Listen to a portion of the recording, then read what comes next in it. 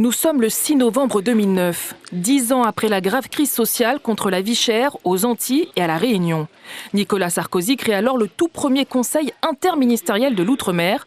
On ne parle pas encore de comité. 137 mesures sont présentées parmi les préoccupations centrales, l'amélioration du pouvoir d'achat.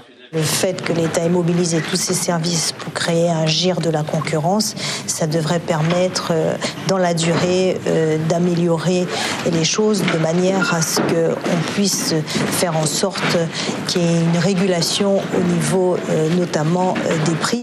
Il faudra attendre 10 ans, 10 années avant le retour du désormais comité interministériel des Outre-mer, le premier du quinquennat Macron.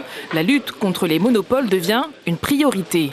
Un délégué interministériel à la concurrence en Outre-mer est nommé en 2019. Auditionné, il avouera s'être senti bien seul dans sa mission et démuni de moyens.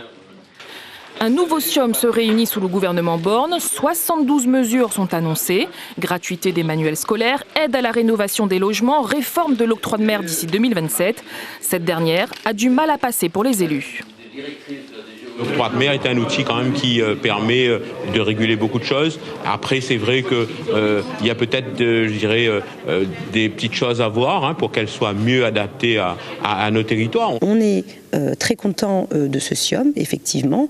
On est très content du suivi, de la volonté qu'il y a à le suivre. Par contre, on s'interroge sur l'application de ces mesures. Un bilan d'étape est justement présenté en novembre 2023. 10 mesures sur les 72 aboutissent. Les plus concrètes, redonner du pouvoir d'achat aux étudiants ultramarins en augmentant les bourses et en leur faisant bénéficier d'un aller-retour supplémentaire entre l'Hexagone et leur territoire. Autre mesure, la simplification de l'importation régionale des matériaux de construction, matériaux adaptés à nos microclimats. La lutte contre la vie chère en Outre-mer, éternelle préoccupation des gouvernements, celui de Michel Barnier n'y échappe pas. Face à la mobilisation grandissante en Martinique, le Premier ministre a annoncé un prochain comité interministériel des Outre-mer.